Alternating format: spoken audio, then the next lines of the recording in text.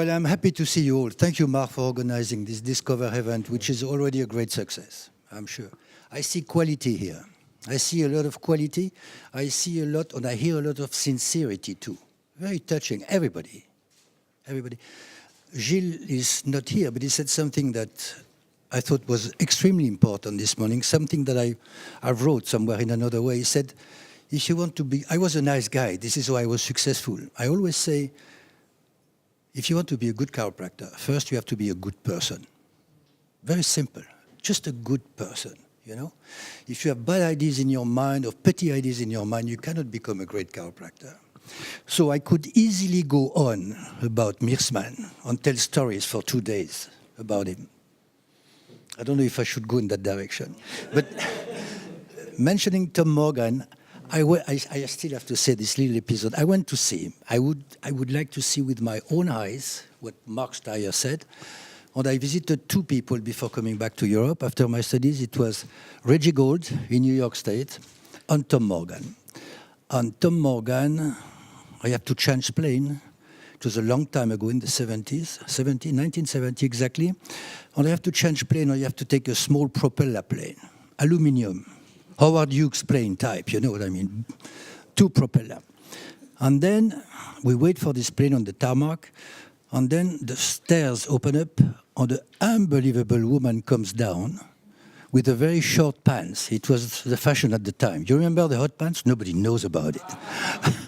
You all forgot about the hot pants. What's funny about it is that, you know, great memory. Once you've seen it, you cannot forget it, you know. Well, anyway, what was funny about it, that she was wearing hot pants, the same color, aluminum color, as the plane. Going very elegant, extremely elegant. So I get into this plane, and I sit to a guy next to me who starts drinking. At the time, you could smoke and drink on the plane, and he starts one bourbon after another, you know, drinking like this. I look at him, and after 15, 20 minutes flying, the guy pushes me like this, and he says, have you got $10? And I look at it, yeah, I have $10. So give them to me. So I pull out $10. I am a very young kid.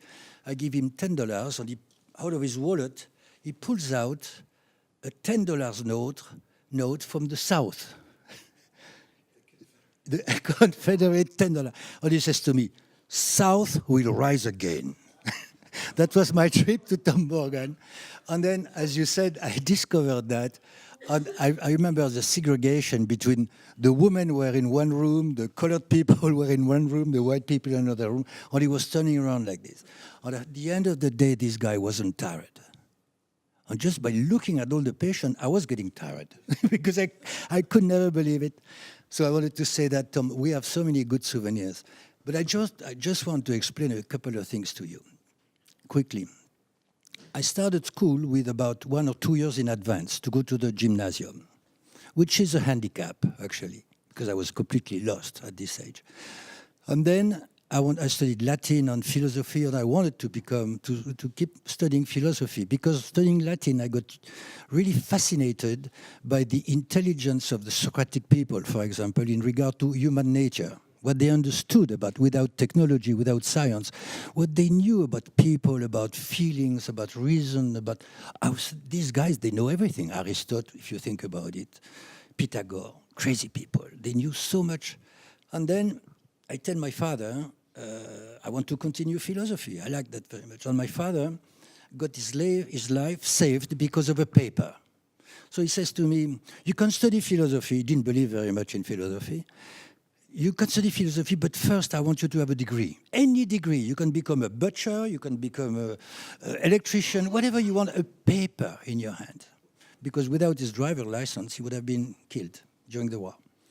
So I say, okay, what am I going to do? So I asked a friend of mine just before finishing gymnasium, and the guy says, I'm going to study kinesiotherapy. You know anything about it? I never heard the word before. I didn't know what it was. I said, it takes only 2 years. So, okay, it takes 2 years. I'm going to do that for my father, and then I will go to Paris and study philosophy. Read a few books and go out a bit just to look at the city, you know. So I study, I am at the end of this kinesiotherapy stuff, And I still have a practicum to do. I have to choose. You can stay in Paris or you could go there and there. So I choose Berck-Plage because it was the sea, the ocean. And I go to an institute called Institute Callot, which is the largest place in Europe for scoliosis. And what do I see there? I see kids between 12 to 14, 15 years old wearing a cast, in tension, in traction, with leather here and leather at the feet and weight.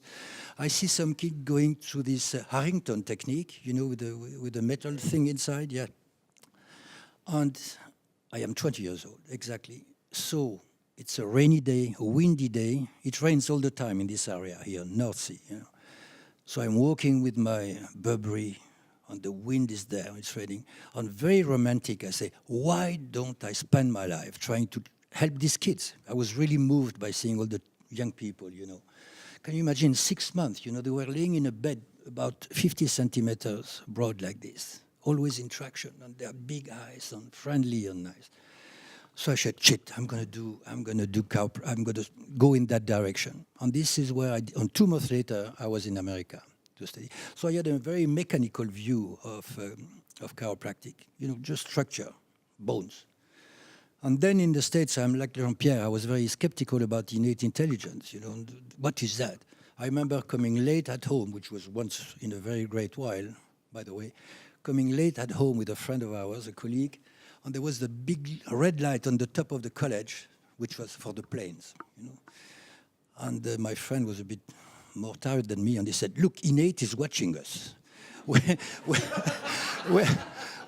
had no idea what we were talking about. Because I just said it, which is a bit funny, which is the truth, but just to also, we have to understand that patients are not always ready to get this concept right away. It took us time to understand, so we have to give the time to the patients to come to this concept and appreciate it to its full value, which is extremely important. So, like Jean-Pierre said, we were failing what was not a possibility, Jean-Pierre mentioned the drawing of the clinic. I used to draw. I remember the class exactly. I drew my clinic. It was a boring class, X-ray pathology, I remember. And then I show him my drawing, and this guy puts an extra floor on the top of my own clinic, and he gave it back to me. This is the way we were thinking. We wanted to be successful. And as soon as I got my degree on the 27th of March, 1971. I opened up my clinic on the 24th in April, in France. I opened, 4 weeks later I opened up. And my father said, first you've got a flat and you've got to get installed. No, I opened my office first. So I opened the office and completely excited. First week, no patient. But very scared. But on Wednesday, I get my first patient. The name of this patient, I will never forget, was Eugene Méraud. So this guy comes to me with his wife. And this guy is about 50, 55 years old, and he's crying with his wife. His wife is not crying, but he is crying. So 26 years old kid seeing an older man crying, you say, what's going on? What's happening? The guy doesn't talk to me. The wife only talks and explains to me. She says, it's been like this for 3 weeks. We've been to the hospital. He's been seeing a rheumatologist. He's been seeing a dentist. Nobody knows what's going on and everything. So I say, oh my God, first patient, what's going to happen there? I didn't know what to do at all. So I say, okay. I checked him a little bit. I said, lay down on your left side. And I gave him a toggle, recoil, which is an adjustment of Atlas. That's all I did. That's all. That's all for today. You can go home. People pay me first money, 30 French francs, 5 euros, and they leave. On the morning, I was living at this place, by the way, sleeping there. On the morning, 7:30, the telephone rings very early. And it's the woman. And she's now crying on the phone. I say, what's going on? The guy's dead? Or what happened? What did I do wrong? I got really scared. And she said, she cannot speak. She says, it's my fault. I said, what's happened? Tell me what happened. She says, with you, we got an appointment right away. But before that, I had taken an appointment with a medical doctor, and out of politeness, I wanted to respect this appointment, so I forced my husband to go to visit this doctor. And I said, so what, so what? Say, yeah, it was okay. My husband was much better after what you done to him. And then this doctor started to press there. She told me that exactly, to press the occiput, and it all started again. So I said, don't worry, come as soon as you want. They used to live 25 kilometers away from my place. I said, come, we will take care of that. The guy comes back to my place, 9 o'clock sharp. And what do? Toggle recoil again. And that was it. So the guy had trigeminal neuralgia, facial neuralgia. Don't ask me what I did, I don't know. All I know is that I adjusted his atlas and he cleared out of symptoms. So lucky for me, this guy was selling, reparating TV all the way from my hometown, which was about 80 kilometers from the Swiss border, and he was going from one village to another, one farm to another. And he had only one thing on his mind besides television, it was Pianta. You know, and he built up my whole practice. And this is the way it started completely. But I go a bit further. I am extremely successful. I have a big house with a big swimming pool, a beautiful family, 3 children, 3 cars in the garage. Everything is perfect for me. I play golf, under 10 handicap. I was a ski instructor, and I am a Lions Club member, the first chiropractor in France to be invited to Lions Club member. I am a very sharp guy. I am extremely good and successful and everything. So I am bored. So I say, because I couldn't see more patients, you know, there was no room for improvement. I said, I'm going to live this life for the next 30 years. I die. You know, this is no good. So I decided I was burned out too, because I was working 6 days a week, and very happily without working, like Marc said or Jean-Pierre said. So I decided to take 7 weeks off, 2 months, and go to LA. We contemplated the idea to take that exam for in California in case things would go wrong in Europe for chiropractic. I spent 15 minutes at the class, and then one guy was teaching me about electricity and this. I said, bye-bye, you guys, I'm going to the beach. So I went to Santa Monica Beach. I was not interested in that stuff. So, and then afterwards, from California, I go to Rio de Janeiro. Nice city. So I go there. I was very lucky. I meet the daughter of a minister there. I take care of a young medical doctor who says, you've got to meet my boss. And the name of the boss was Professor Portela. He was the #1 orthopedist in Rio de Janeiro.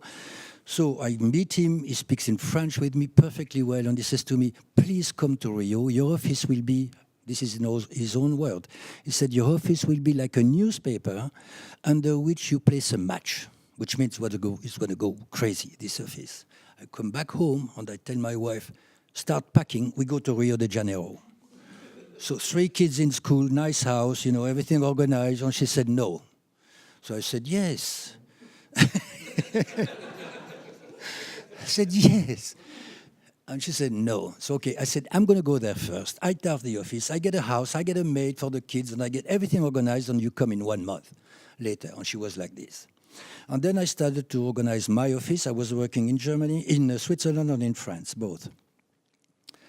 And one day, so I am taking one colleague with me, driving to Switzerland to introduce him to this office in Switzerland. Driving a big Jaguar, 4 doors. I mentioned that because it just saved my life. And suddenly in a car with a beautiful day, sunshine, 8 o'clock in the morning, one guy comes right in front of me, hits my car, frontal like this. And his car fell over my car, that the roof of my car was touching the steering wheel, and I was just in between. Down there.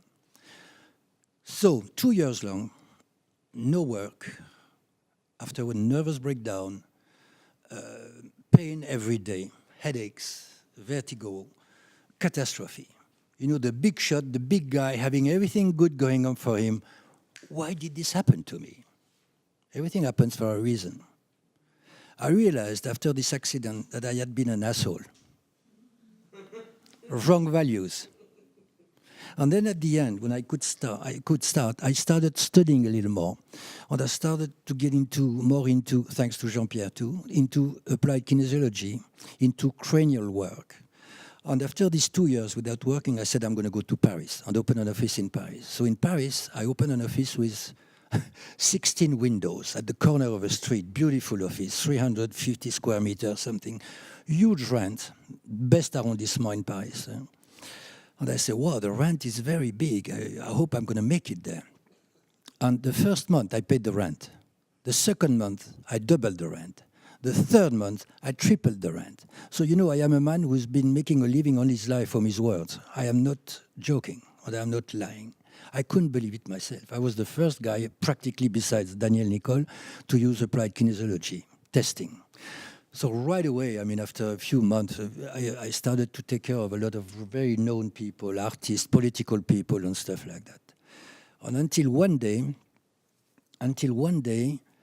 I get a call on Saturday morning. I was working, and somebody says, "Could you please come to the Ritz Hotel at 12 o'clock?" With a kind of tone that you cannot say no. You recognize it on the telephone right away when you pick it up. So I put my handmade shoes, the best one I had, John Lobb, for the people who know about shoes. And I went to the Ritz Hotel, and I took care of somebody who was at the time the wealthiest person in the world. Not the second one, the wealthiest. So I see this guy is the Imperial Suite. That was the size of his bathroom, about, you know. A huge suite. And I take care of this guy, and I get a lot of money. You don't ask money to that kind of people. They give it to you. So I put the money in my pocket, and I go home quite happy. Show it to my wife or the kid. I throw the money in the salon, you know. You've got to do this thing once in a while to cheer you up. And then Sunday, I get a phone call at the end of the morning, and I say, "Could you please come back to the Ritz?" And I say, "Oh my God, the guy is dead. He's paralyzed. What happened to him?" So I said, okay, give me half an hour. It was not far away from my place. I'm going to be there. So I go there, and I see the secretary there welcoming me in the room. And I said, "Everything okay? No, no problem." I said, "No, everything okay." So I go to the room. I said, "Sir, may I help you?" I said, "I was very happy with what you've done to me yesterday, so I wanted to have it again today." So I adjusted him again the following day. I make a long story short. Actually, it took a few months for this guy to offer me a job full-time, taking care of him every day. And then I thought myself, at the beginning, I thought, adjusting him every day is a lot. But it wasn't, no, he wanted twice a day. He wanted an adjustment twice a day. And I said to him, "Sir, isn't that a bit too much twice a day?" And he said to me, "I am older than you. I know what's good for me. You are not going to tell me about chiropractic because I knew about chiropractic before you." Yes, sir. So we had a contract, and I stayed working. I left my office in Paris, and it was good for me for tax reasons because I was really hit by the taxes. And I followed him, and it lasted several years until my son got born in 1988. And thanks to this person, I was introduced, and Jean-Pierre benefited from that too, to many chiefs of state and very known people all around the world. When I go to the toilet here, I see a patient of mine. There is a picture where Sean Connery is there. And it was a nice souvenir to have met this kind of people. And I listened to what your friend said a second. Is that what amazed me is that these people, narcissism. Narcissism, but at the same time, very lonely people, actually. Because when you're a very successful person like these stars and renowned people, all the people that are around, they are trying to take advantage of the situation, you know, money-wise, or to be more known, more exposed to the media, or whatever you want. So actually, they need help the same way any other people. And they are very thankful when you are sincere. If you take advantage of, because everybody's trying to take advantage of them. When somebody comes and doesn't try to take advantage, they notice it right away. You know, and this has served me all the time. My father gave me a few good things. He said, "Never respect money for money." And it has helped me a lot with these very wealthy and known people. You know, not to be smaller because people were richer. Never do that. Always be yourself, whether you are just somebody poor or very rich or very known. I mean, if you take care of somebody known longer than somebody, you know, who is working as a truck driver, for example, what are you? What kind of a person are you? So be yourself all the time in all situations. This has served me quite a lot, actually. This is why it could last so long. And then through a kind of reason on women, on things and stuff, I ended up in 19 on the taxes. Taxes, they tried to impose me with a lot of money in France, and I said no. So on the telephone, the guy says 50% and it's okay. I swear it's true. And I said, no, I didn't have any income in France, I'm not going to pay. Yeah, because I was resident at the Royal Palace of Amman, Jordani, because I was also the private doctor of the King of Jordan for several years. I used to go there a week a month to take care of him. So after many things with the taxes and everything, I decided to leave France, and I said, where am I going to go?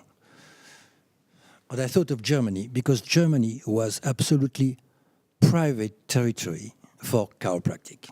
You know, the German Chiropractic Association has never lifted a little finger to promote chiropractic in this country. Not only that, they've tried to kill it. Ask Mark Steyers, you know, how friendly they were with him when he wanted to open up in Germany. And the same with me, and the same with everybody. So I said, Germany is the perfect place. So I came to Germany, and I opened one office in a small town called Celle, and then Hanover, and then I had a lot of patients coming from Trier. I did not know where Trier was in the world. You know, to me, Trier, I don't know what it is. So this guy kept coming, why don't you open an office in Trier? And this is, again, a story, fascinating story. I had two small kids at the time, a big Range Rover, and I had to go on weekend from Hanover to Trier. And they said, please come, please come, please come. So I go there with the kids and wife and everything. They reserve 2 suites for me on the big hotel there in Trier. And the first time I go there, I see 82 patients. First time ever I put a foot in Trier. And then I went there a couple of times, 3 times driving, pain in the neck. It was 500 kilometers each way. Why don't you open an office in Trier? So finally I opened an office in Trier with a colleague, and we started that. Then I opened an office in Berlin with a medical doctor, Dr. Neu. I opened up an office quickly in Hamburg with Dr. Fuchs. And I opened up an office in Düsseldorf with another colleague. So I was everywhere in Germany, 5 or 6 offices in Germany with my name associated, booming, tens of thousands of visits a year. And then the tax people come to me one day and say, you know, we've been thinking about it, maybe you should pay VAT on each visit. In each office where you are not practicing, you should pay VAT. And I say, come on, this is impossible, I cannot do that. Make a complaint, and we will see. It could last 5 years, and you have 50% chances to win. So I did the complaint. I filed the complaint, and finally, at the end, I didn't have to pay the VAT on each visit, 20% plus 3 years backward. I would have been exploding, you know, if this happened. But in the process, I lost my offices because I was so scared that I would have to pay millions, maybe. So now I am only working in Hanover. And when I started in Germany too, not one single second, not speaking the language. I almost speak a fluent German now. Isn't that true? My wife is criticizing me. Well, anyway, without speaking the language, I managed to build all these offices and have a lot of patients. So this is what I wanted to tell you about chiropractic, if I may. You don't have to do much in chiropractic. All young people are very curious about all the techniques, how you do this and you do that and you do that. This is irrelevant as far as I'm concerned. The most important is the intent. The most important is what you have in your belly, in your heart, and eventually a bit in your head. You know, this idea that I believe we are nothing. We are a bit of energy, right? Just a tiny little bit of energy. And our job is to try to stimulate some energy in people. That's what we do, actually. And sometimes, for the people who are practicing, you know that you can think a lot. And you say, oh my God, how am I going to sort this out and everything? And you do a little something and it changes people's life. And sometimes you have a very easy case. Oh, it's a joke for me. I've seen that 50,000 times. And you don't have any success. So you think, what should I do wrong? What should I do again? What should I? And you try, and you think too much, you know. So we have to forget our fears, number one. Fear is our worst enemy. Now I go a bit further, if I may. The whole system of our society is based on fear. It started with school, and it goes on. Oh, if you don't take your exam there, you're going to be in trouble. If you don't take this vaccination now for there, you're going to be in deep trouble. If you don't follow my opioid program for their pain, you're going to be in big, big, big problem. And there's always fear and worry. So we are in that paradigm that says we have to fight the problems, which is a wrong paradigm. And this is why your role today that I see is so important, because we need definitely to change paradigm. Paradigm or paradigm? Paradigm? We can do both? Okay. You know why? Because never before it has been so urgent to change paradigm. We are going against the wall. You know about this. Okay?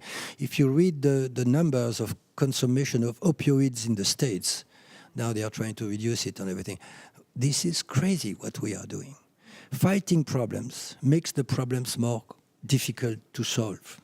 So as chiropractors, we are not fighting problems. We are promoting health, well-being, intelligence, sensibility, capacity to absorb information. On the three conditions for life, very simple condition: information, communication, connection. So, information, what do? We stimulate the nervous system so the nervous system can perceive better information. It's so easy to explain to patient. Look, if my elbow moves from here, here, this is the number of information I have. So I have about 45 degrees to sort out, the information that I receive, to propose an answer. Now, if my elbow goes 180 degrees, it's twice as much information to my elbow. So twice as much possibilities to sort out the problem. So I'm saying this, if people walk like this, they cannot they miss information. So they cannot adapt to the situation. So people are using the reptilian system, worried, I'm not going to make it in school, I'm not good enough. I cannot make it, it's too much. I cannot pay my taxes. I cannot pay the rent. Scared, scared, scared. And what do? Do we pay our patients so they have no problem with their taxes? We give them a bit of freedom, more free in the head, so they perceive more possibilities to sort out their situation. So what is our job? We help people to reach their potential.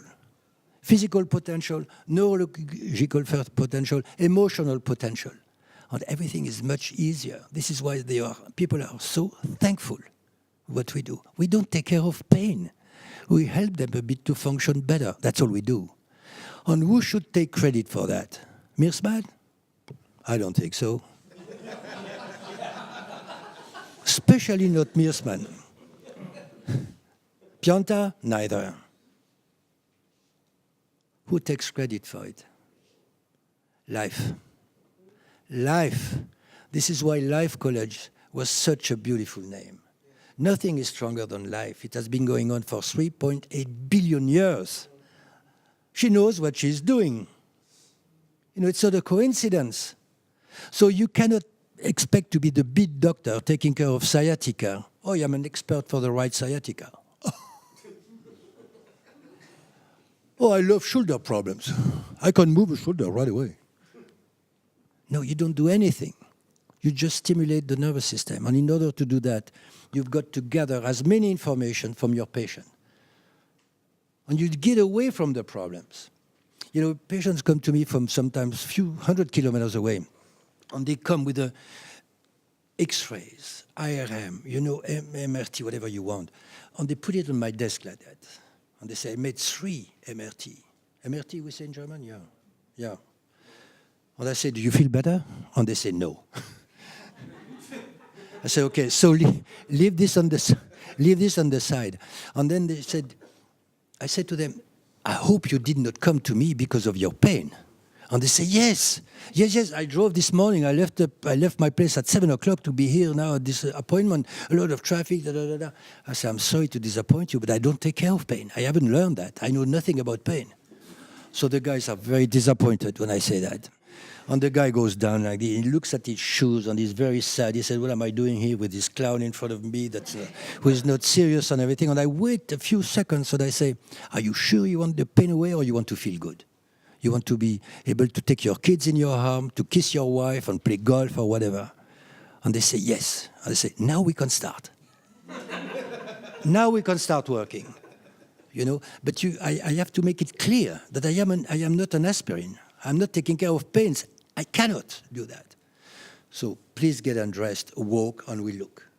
And this is what fascinates me, is that there are not two people the same in the entire world. This is why I'm so skeptic about the people who propose one treatment for one condition, one shot for one condition. This is really a restriction of intelligence. We've got to pay attention to each patient and look and gather information. And you know, I share something with you that I discovered that not too long ago. And do it Monday if you're with some patient. Put a patient on his belly, just flat on his belly, and look if you see a difference between right occiput and left occiput. You will notice the number of people who've got one here, 1, 2, or 3 centimeters anterior compared to the other side. Please take a look at it. It's fascinating. And then you are getting back in the history of this person at birth. What happened at birth, you know? Forceps, like Gilles said this morning, or whatever happened at birth, which is the first big trauma in life that we all had, that we all share, which is never free, even if good birth, as we say. It's always a trauma somewhere. So learning from people, this is what I love in my job. Learning. And it's not a boring job. You go from one patient to another and you say, what's going on next? What's going to happen? How is it going to go? And I'm so curious to see how progress is made, what people feel, the way they express it to me. Oh, I could do that better. Oh, this is better now. It makes me just happy. I admit, I'm not going to lie to you. At my age, I start to be tired now. So I've decided a few months ago to work only. I got pressure from my wife and my secretaries and everything. They say, reduce it, and I have 2 other people working with me. So I say, I'm only working full-time 3 days a week, Tuesday, Wednesday, Thursday. That's it. But not for very long. But I enjoy it still. And we know, I was talking lunch with Jean-Pierre. I said, are you going to retire? You know what he told me? He said, to do what? To do what? What can bring more pleasure than to be of service to people? I'm telling you. And it's beside money. Money is nothing. We were both rich, very rich. We paid together a lot of taxes, I'm telling you. Very rich. So what? We have both, in between us, 11 children. We love our children. We try to give our children the same values that the one we were lucky to have when we were studying, exposed to unbelievable teachers. We are still very thankful that we got exposed to these ideas. You know, when I started at Palma, after these 2 years at the hospital with professors and everything, I realized that chiropractic was in advance. And it was one of the problems of our profession. We are too much in advance on a lot of concepts. And I give you a very quick example. The number 1 orthopedist in France used to say, sacroiliac joints don't move. In order to get a little movement from the sacroiliac, you would have to put 1 horse on one side, 1 horse on the other side, and whip them. And then in January 1971, I was almost finished, my mother sent me a little article. And this article said, according to new studies from Radio Cinema, Professor Dessès, that was his name, has put evidence on the mobility of the sacroiliac. So the little kid I was, 25 years old, knew more than the oldest orthopedic professor in France. And you know what happened? Today, we are still too much in advance because we are coming with a new paradigm, with new concepts. Instead of fighting problems, sickness, we want to promote well-being, harmony in the body. You know, there are a lot more police now fighting drug problems than 30 years ago. Do you think there is less drug consumption now than 30 years ago? We have more and more police, more and more weapons. Do you think there is less criminality today than 30 years ago? We are going in the wall, people. If we keep going like this, taking drugs for any little bobo there and there, it's good for business, I admit, it's very good for business, but it's not good for humanity. You know, in France, the children now have got 11 vaccinations in the first 6 months. 11 vaccinations. Now, can one person tell me exactly what's going to happen with this vaccine, with this kid? Scientifically. Anybody wants to try? What's going to happen with this kid there? According to the way he sleeps, what he has been eaten, the atmosphere at home, the condition of his life, practically, of his birth, and everything. Nobody knows. It's a one-time story. So if you give a standard product to somebody, you have no idea what's going to happen. Each time it's a casino, it's a roulette play, you know. And this is not scientific. And in chiropractic, what has been happening the last few years, we have gathered in 5 or 7 years, I would say, more information to explain what we do than what has happened with the last previous 80 or 90 years. Now I'm thinking of Heidi Habig, I'm thinking of Patrick Freud from the McGill University, chiropractor, professor in neurology, neurology anatomy. You know, it's unbelievable. The more you read about it, the more you understand the relationship between static, posture. 90% of the stimulus of the brain is due to the mobility of the spine. Whenever in the body somebody doesn't work, doesn't function, it's stress for the body. And this is what Patrick Freud said and discovered. The captor, the mechanical fibers in the body are much bigger than the pain fibers. Why? Because mobility is the #1 priority for anything that's alive. Mobility. You've got to be mobile with your patients, ready to twist them around and make their mind look at something else than pain. They are focused on pain so much. You want to take them out from pain and say, look how beautiful you are. You can breathe, you can stand, you can walk. Let's try to improve this a little bit and your life will be better. And if you get 5 degrees more mobility with the neck, it's less pressure on the spinal cord, right? Just that. Spinal cord is quite sensitive. Maybe you heard about it. You know? So just a little bit, it's a big change. And this is why we can say, and that we are witnessing this every day, we change people's life. And when I say that, right away I have to think of children in school, having problems in school, you know. I wrote about this, but it happens still today, every day. You don't know why, but a kid who has problem in school, after a few sessions, a few weeks, suddenly he opens up. He starts asking questions. He goes better, he gets better grades, feels better. I don't give sweeties myself. I only give a little money, €5 sometimes. But you're sweet. Yeah, I am sweet naturally, it's true too. But sometimes in one afternoon I spend 10, 15 euros to buy ice cream because it was a hot summer. That's why it cost me so much this year. So, but I have a little kid, I say, do you like ice cream? I say, okay, now you have to remember one thing. You want to run fast? Yes. Stand straight and breathe. Put your hand there, and the kids put his hand there. Said, breathe high. Isn't that nice that you can breathe so good? Now you can have your ice cream. So the kid remembers that next time he comes to me, maybe he doesn't want an ice cream, or maybe he wants already a new ice cream, but he goes like that. He's got a good posture, you know. For a little girl, I used to offer a little thing with a little heart. I had a patient who used to blow glass, you know that stuff? So I ordered him many of these little hearts, and I was giving it to the children. Do you think I was giving it for free? When they were wearing the little heart there, they had to think of their posture. You want to grow, you want to stay small. If you stay like that, you're going to stay small. If you open it like this, you're going to grow faster. So it's very good sometimes when they have a bigger sister. I say, you want your sister to remain bigger than you all your life? Oh, no. Psychology is quite important on smiling too. We should never take ourselves too seriously. Our job is to de-dramatize the situation, Get away from the seriousness and the pain and all that and everything. You know, if I have an old lady suffering from this and this and this, I say, look, you move already 5 degrees better your leg. Isn't that great? Oh, yes, okay, better. It's better than nothing. You have to pull people out of their worries, of their stress. And I don't speak very, very much when I adjust people. I don't have too much time, but I look.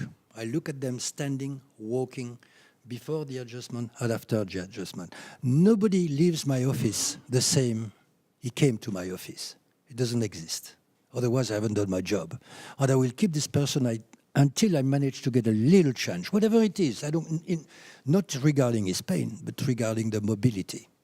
My job is to offer a little bit of mobility.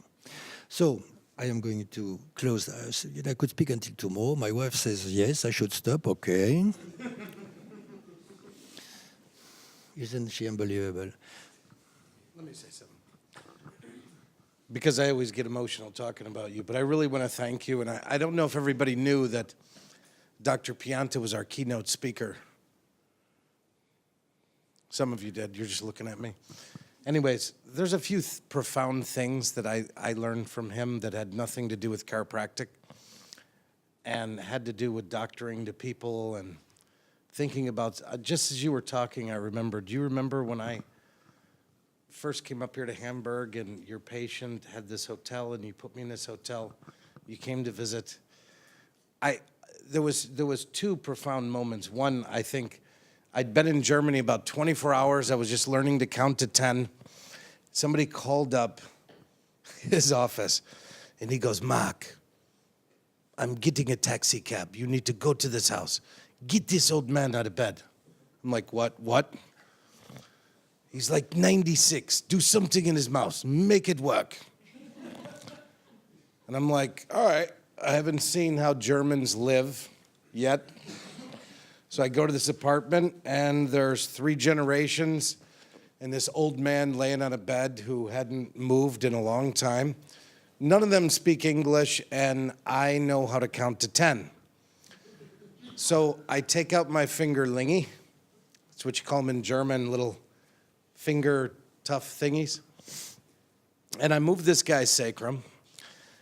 And I'm thinking, I don't know what to tell him, so I screamed at the top of my lungs, get up! 96 years old. So he got up, he's standing there, he's looking at me. The women are thinking, what is this lunatic? And I'm like, move your ass! And I screamed at him, I'm yelling at him and hitting him on his ass. And he did a couple laps around the apartment, and I'm like, all right, my job is done. Probably see him next week. So yeah, he didn't want a second visit from me, but at least he did come back in and see John Paul. So that was a profound moment. Germans don't really like to be screamed at and whacked on the ass like some Americans. And then the other profound moment, so a couple of weeks later, a patient of John Paul's, I won't go into that, but I'm in a hotel outside of Hamburg, which is how I met my wife.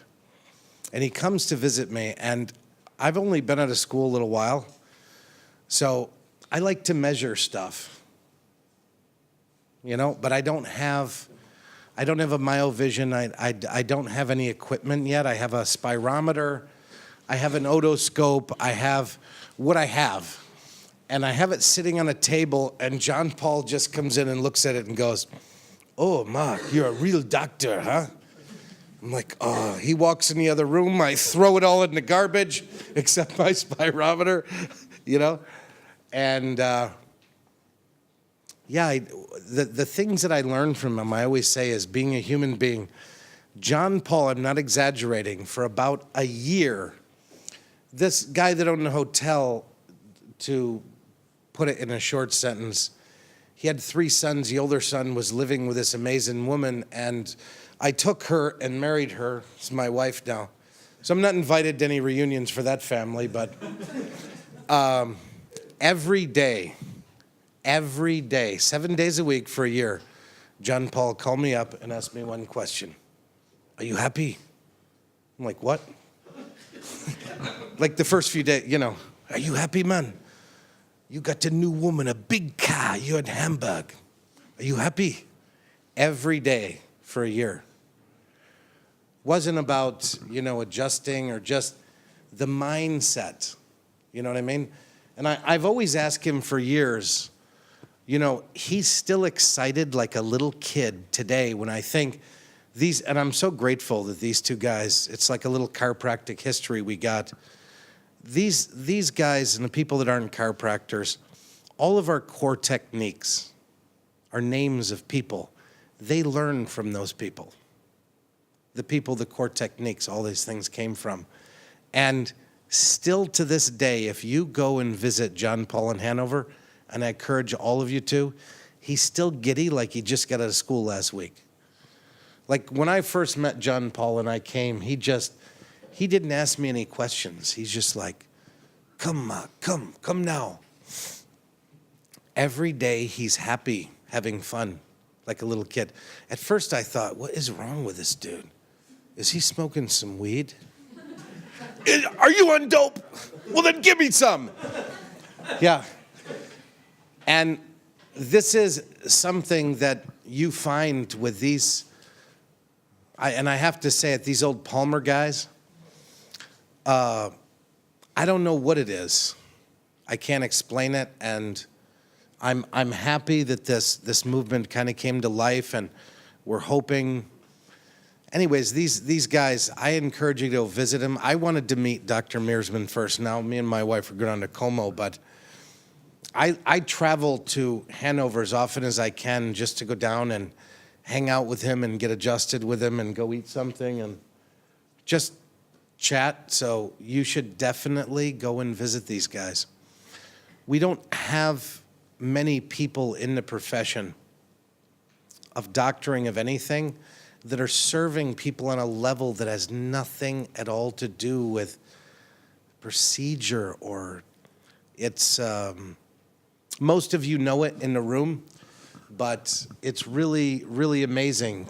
I'm hoping to be just as inspired to going down to Lake Como, and there's a couple of restaurants I haven't taken my wife to, and he lives there, so we're even more excited to do that. But I just want to thank both of these guys for coming here and sharing. We do it all the time with each other, and I always say when we get together, if people could see what we sit around and talk about, I think it would inspire people to want to create a higher bar for themselves. And to me, this is what it's all about. Like every time at least when I first came here, the great thing is he's such a patient guy. I'm very anti-authority. I grew up with a Marine as a father in the military. I made a decision, this is how I don't want to live my life. I will never allow another man to give me an order again for the rest of my life. John Paul is not that type of guy. So he'll just make fun of something, and that really works for me when somebody comes at me this way. So I always say to him, he taught me how to be human. I didn't know table manners. My wife would say I still don't have any. I'm a savage in clothes that she picked out. I still spill food on myself every day. I fart, burp in public because I can't help myself. But the things, these are old world gentlemen that didn't exist in my life. I didn't know that there were different utensils you used. To me, it was a shovel to stick. I learned about food from Europeans, and so there's a lot of wisdom to be gained, but if you go and visit John Paul, he's not really going to talk to you about technique. If you want to know where to push on a bone, it's not really the place to go. But these little things that I can't explain to people that I always say to them that, I'm hoping these guys are going to be around for another 34 years. So when my children become doctors, they're going to be able to drink from this fountain of wisdom, because we don't really have a lot of these people in the world that are just working at this level, that if you just go and be around them, get worked on them, it's a whole different experience. So I highly recommend it, and again, I'm so appreciative of everybody that came here, and we mixed it up a little because Dr. Mearsman just literally flew in this morning as flying out, and he just stayed here and worked on everybody and spoke, and I don't even get a chance to bring him to dinner, so thank you. Thank you so much. And John Paul, thank you. We still have Dr. Fisher. I asked him to move around. He was so generous, yes, so these guys could speak, hear each other speak, and he didn't have to be stressed to get out of here. Am I pushing you to your, no, I didn't want you to be stressed walking out of here like having to run to the airport. So I want to thank everybody. We're going to have a little break. Then Dr. Fisher is going to speak, and we're going to have the ladies panel. And yes, then we're going to eat. We're going to eat tonight. So thank you again, Dr. Pianta, Dr.